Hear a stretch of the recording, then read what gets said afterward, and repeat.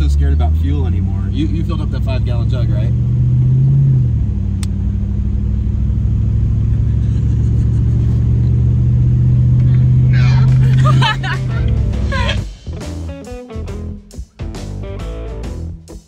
What's up, Brite Nation? What's up, Brite Nation? So we are in Moab, Utah, and if you haven't been following along, we're on a family vacation.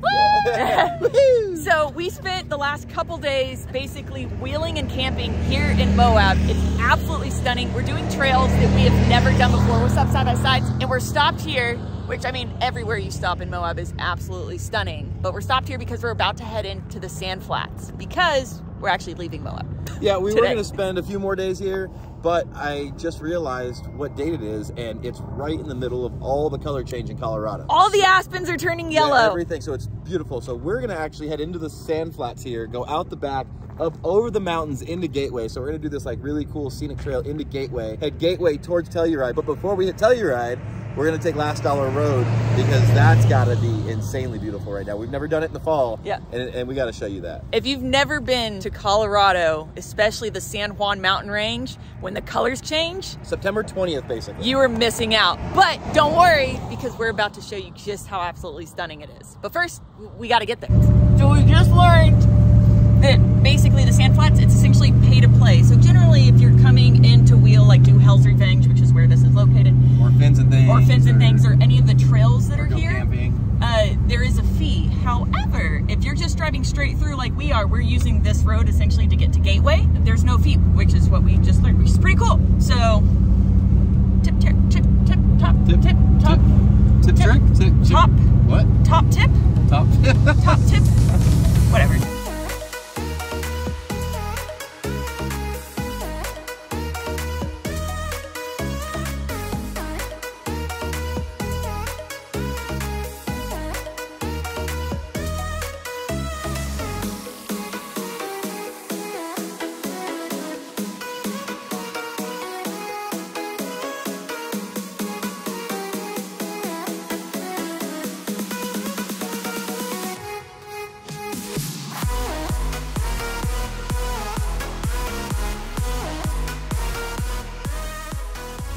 So again, the idea is to take as many back roads as possible, for the most part at least. There goes Jelly.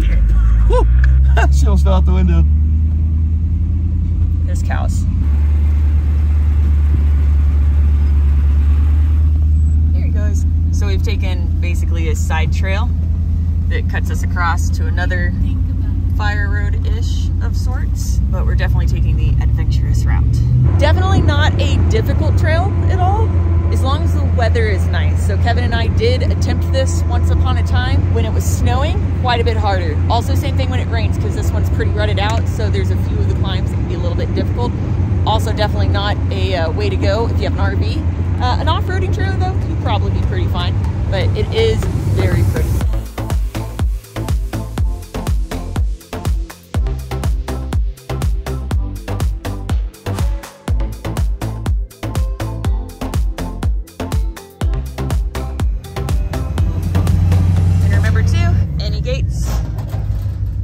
To pass through, make sure you follow the signs and keep them open or closed because as they require, because there are a lot of free range cattle in the area.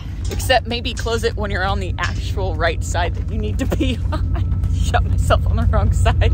Good Lord. Look at how absolutely stunning this already is.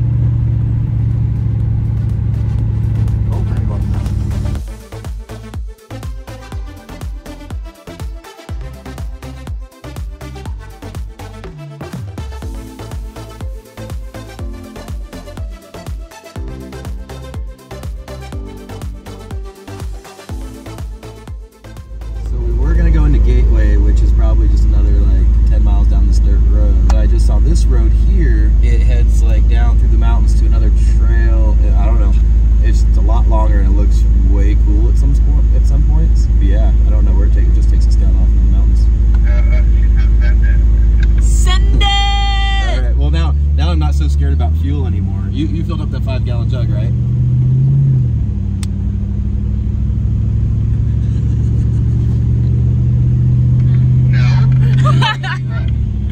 It'll be fine. We really should fill up that 5-gallon jug because we're just going off into the mountains places. You know, what if we just need to start a forest fire because we get stuck somewhere? No, don't do that. It's a last resort, guys. He said jokingly. I'm joking, but if you were stuck in the middle, say your airplane. I get it. Anyways, so the original plan was to go to Gateway and then from there again, we're making our way to Telluride today, but actually Telluride and then over to Ouray. But we're just winging it at this point. Maybe we will try to put together like a map route or something. We should have been tracking it this whole time. But I know where I went. But we didn't. But we'll see if we can put together like a map route for anyone who wants to do this.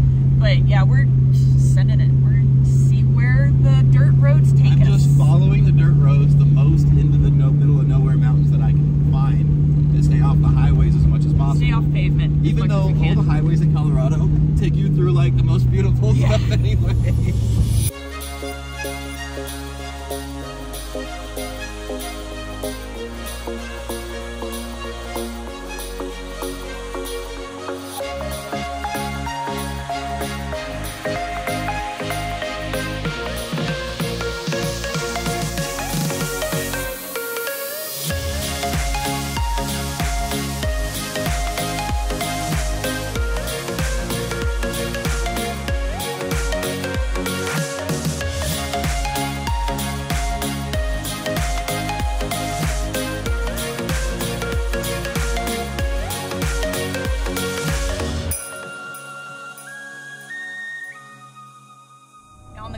Side of that, the majority of what you saw is the Rim Rocker Trail. But once we got down to the bottom of the mesa, we're hitting pavement. As you can see, we are now on paved road. We took a lot longer today on off-road than we planned. I was just going to go up and over and onto pavement, but then we turned it into a whole crazy overlanding trip. So it's about 3 o'clock in the afternoon at this point, which it's not late. However, none of us have had lunch. We did bring food, but we've kind of all been holding off to eat in Telluride because some of the restaurants there are just amazing. At this point, we're just gonna take pavement the rest of the way to Telluride, and then from Telluride over into Ouray this evening, we'll take one of the trails. Yeah, I don't know what we're gonna do yet. We haven't decided. We'll decide when we get to Telluride. I think we have developed a new love for overlanding. You drive off-road all day, and then you find a delicious place where other people cook you food. So we're at the Wood Ear, which is basically barbecue meets like Japanese ramen fusion. Oh, so good. But this right here is Telluride. It is an absolutely stunning little town. It's a ski resort town. It is very expensive, just a heads up, but it's a beautiful place to take a trail to and from Ouray, back and forth, and have something to eat. Generally, we would spend more time here, and we will in the next video because we're gonna be doing more trails while we're here. However, it is 5:37, and our goal is to get to the top of Imogene Pass at sunset, which is right at 7 o'clock. So we've only got an hour and 20 minutes to make it up to 13,000+ feet of elevation to show you guys a real sight worth seeing.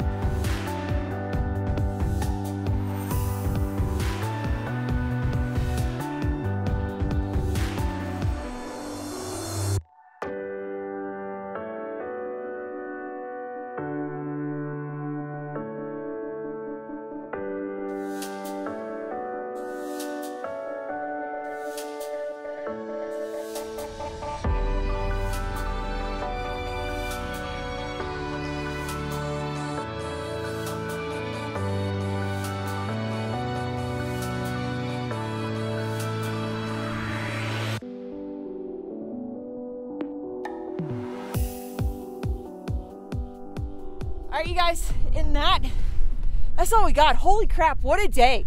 That was so much. I know my hair's a mess because I've had my hood on. It's like, if it's windy, I apologize. It's like 30 degrees and windy up at the top of Imogene Pass. I was sweating this morning. Yeah. I know, we were in Moab sweating and now we're at the top of a mountain. Yeah, we're over 13,000 feet.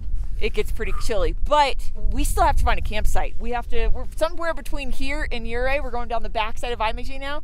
We're gonna set up camp. We're gonna hang out, but we have so much more to do tomorrow. We have a KOA booked, but I don't know if we're gonna make it. Yeah, I don't know if we'll make it all the way to Ouray for the KOA. We may set up camp somewhere else. But guys, stay tuned for the next video because we have a lot more exploring and a lot more fun to do, as always. Hey, look, the stepchild is not only a crazy rock crawler and a daily driver and now an overlander, and it literally does everything, and I don't have range anxiety anymore. No.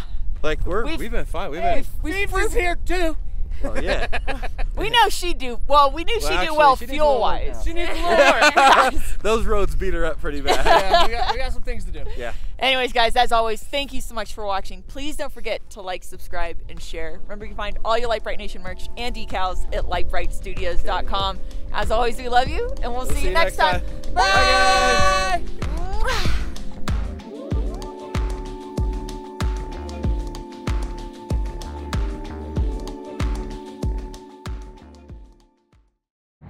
What's up, Lite Brite Nation? What's up, Lite Brite Nation?